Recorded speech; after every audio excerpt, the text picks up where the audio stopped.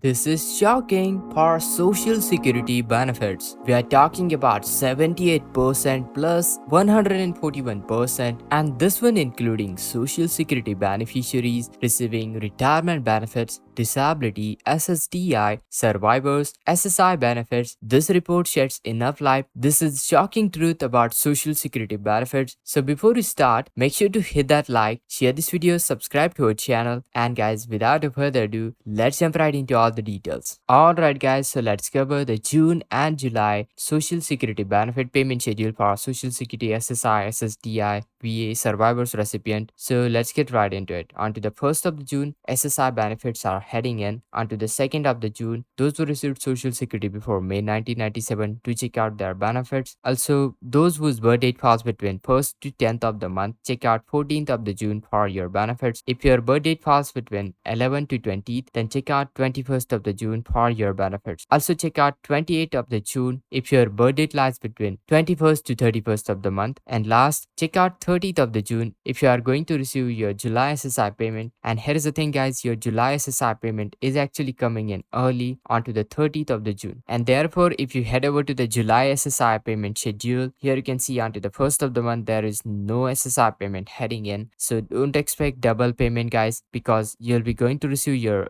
SSI payment, double SSI payment into the month of June. Then moving forward onto the 12th of the July, you'll be going to receive your benefits. If your birth date falls between 1st to 10th of the month, you'll be going to receive your benefits on 19th of the July. If your birth date falls between 11th to 20th, if your birth date lies between 21st to 31st, check out 26th of the July. Also, those who receive social security before May 1997 to check out 3rd of the July for your benefits to be issued. Alright guys, now let's talk about the details of this new report. The percentage I mentioned earlier at the beginning of this video, what they mean for us receiving social security benefits. Brace yourself because this information is truly shocking, and it also highlights some of the pressing need for comprehensive fixes in these programs. Alright, recently there was new release report by Senior Citizen League which provide a lot of insight into purchasing power of fixed income beneficiaries. Most importantly, the benefits administered by Social Security Administration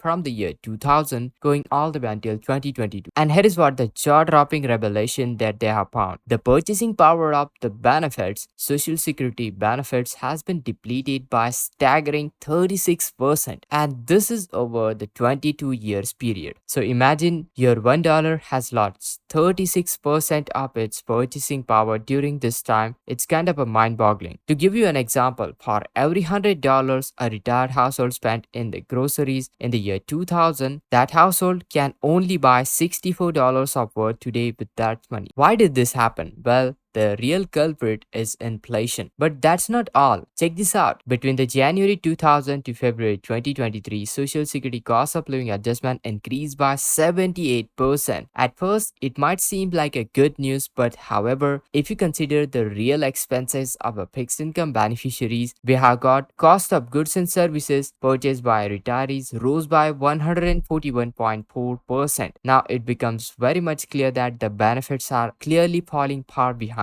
Now, let's break it down to details. So you have received the cost of living adjustment increase by 78% increase in the last 23 years, while expenses have been increased by about 141.4%. So straight up the math doesn't add up properly, because you'd be actually losing 63.4% of your benefits. That's a significant mismatch, leaving all the low-income fixed income beneficiaries struggling to keep up with the rising costs. This is just back of the envelope calculations, nothing special. We don't even need mathematician to see that situation is unfair and unsustainable. Okay, so well, what does that mean in terms of your monthly benefit? How much benefit you should be getting per month to keep you with the rising high cost of inflation? Yes, you heard it right. If you calculate those benefits, it would come out to an extra $516.70 per month. Yes, this figure reflects the actual impact of the inflation onto the fixed income beneficiaries. And